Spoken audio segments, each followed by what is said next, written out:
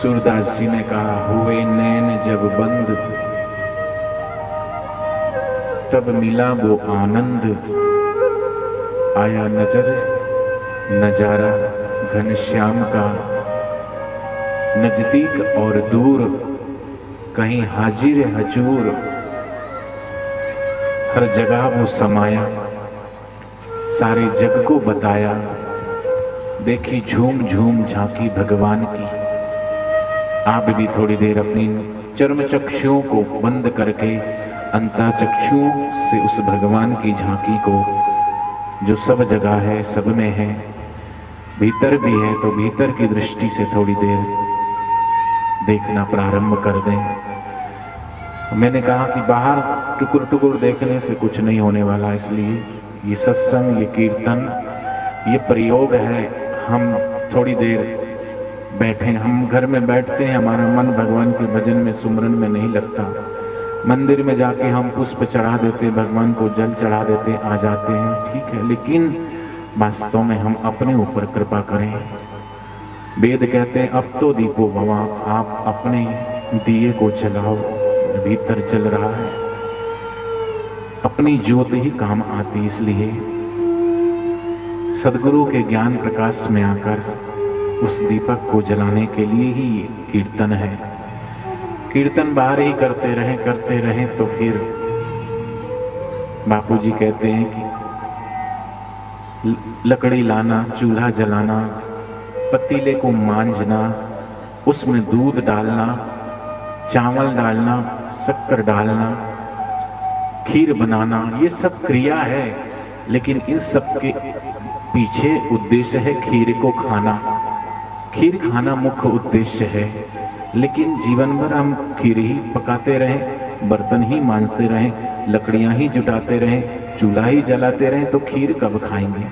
तो खीर खाने का नाम ही ध्यान है।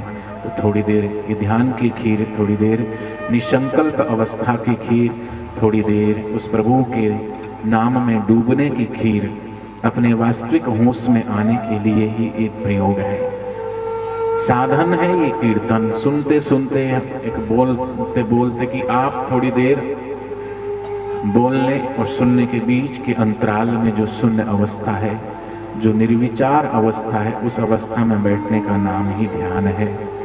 और ये ध्यान घर में नहीं लगता, ये ध्यान उनका नहीं लगता जो संसार को बहुत सच्चा मानते हैं, जो सिर्फ जगत की तू मैं में ही लगे रहते हैं सुबह से शाम तक। उसका क्या हुआ, उसका क्या होने वाला है, इसका क्या हुआ, हम देखें हमारा क्या हुआ। हमारे भीतर जो इंद्रियां के घोड़े दौड़ रहे हैं, उनकी लगाम, ये मन की लगाम को अगर हम थोड़ा भगवान और सदगुरु के हाथ में सौंप दें, तो विषय रूपी घोड़े हमें जो भगा रहे हैं, इंद्रियों रूपी घोड़े, मन रूपी, वो शांत हो जाए। जैसे दिन में लेते देते हैं दुकानदार, शाम को दुकान बढ़ा के घर आ जाते हैं, ऐसे ही सुबह शाम बैठ कर के, क्योंकि ना जाने जीवन की कौन सी श्वास हमारी आखिरी हो जाए, ना जाने हमारा जीवन में कौन सा शब्द आखिरी हो जाए, ना जाने जीवन का कौन सा कदम आखिरी हो जाए।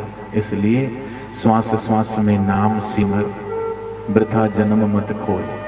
इसलिए हमारे शास्त्रों में कहा कि सुबह उठो तो सबसे पहले उस भगवान का ध्यान करो, धन्यवाद करो उस ईश्वर का, धन्यवाद करो उस प्रभु का। हे प्रभु, तेरी करुणा है, तेरी कृपा है, तेरी ही अनुकंपा है, तभी आज मेरी ये आंखें खुली, तेरी ही करुणा कृपा है, तभी मेरी ये श्वास चल रही है, तेरी ही अनुकंपा है, तभी मेरी ये जीवा बोल रही है, तेरी ही अनुकंपा है, तभी मेरे ये कदम चल रहे हैं, मेरे हाथ पैर सब चलाने वाली तेरी ही सत्ता है। और दिन में भी किसी से मिल, हाथ जो किसी का मुंह देखें उससे पहले अपने हाथों में ही हम कराग्रे वस्ते लक्ष्मी, करमध्य सरस्वती, करमूले तू गोविंद प्रभाते, कर दर्शनम, भगवान का दर्शन करें, गोविंद का। दिन में तो लोग रात को घर की झाड़ू बुहारी करके दिन भर का जो कचरा, रात का कचरा घर से बाहर फेंकते हैं, सफाई करते हैं, लेकिन बहुत से ऐसे लोग हैं जो दिन भर और रात भर का कचरा सुबह सुबह अपने मन और मस्तिष्क में भर लेते हैं। टीवी चला लेंगे, समाचार देखेंगे, अखबार पढ़ेंगे, चाय पिएंगे, नहीं, नहा धो करके बैठे सुबह भगवान के ध्यान में थोड़ी देर, उस समय भगवान की करुणा, गुरु की करुणा और कृपा बरसती है। इसलिए थोड़ी देर कुछ ना करें।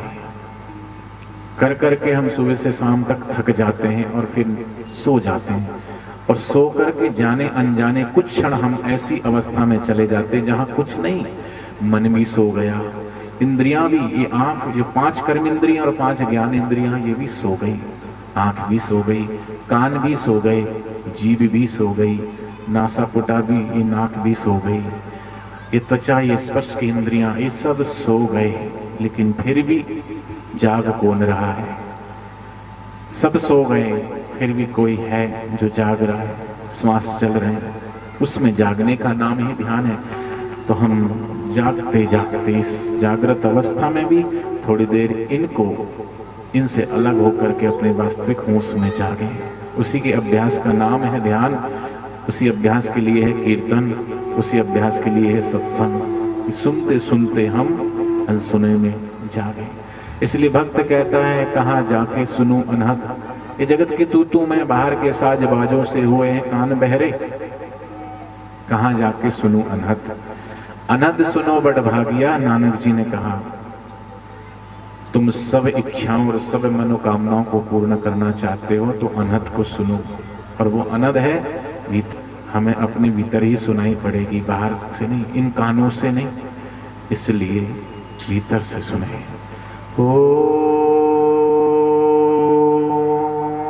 कमर सीधी, गर्दन सीधी।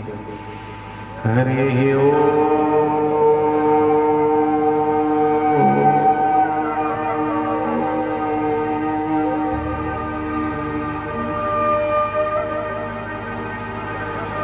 हरे ओ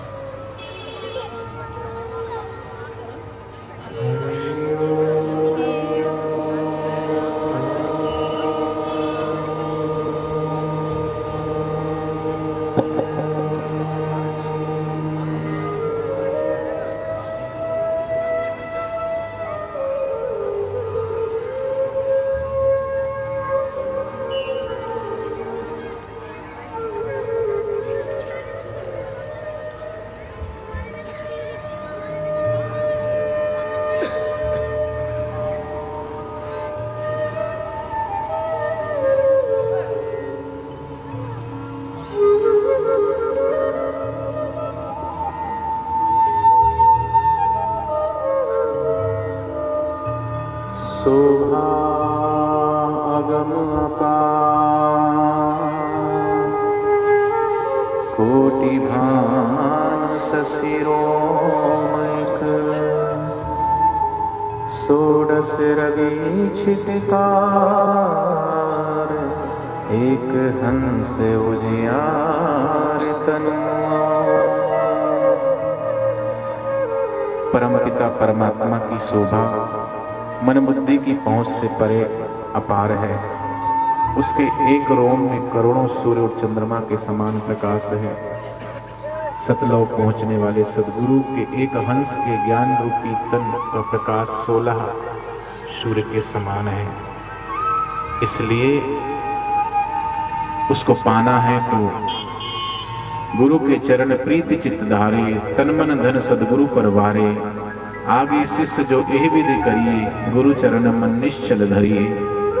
गुरु के चरणों में अपना मन स्थिर रखेगा, अपने चित्त में गुरु चरणों का स्नेह रखे। यह तन मन धन सदगुरु को, ये सब उस प्रभु का, गुरु का, उस भाव से जो ईश्वर और गुरु को समर्पित होगा, उसी को वो आनंद की प्राप्ति होती है।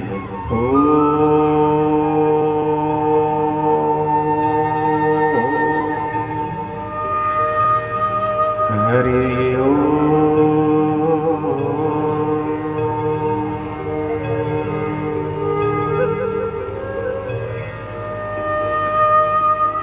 हरि ओम।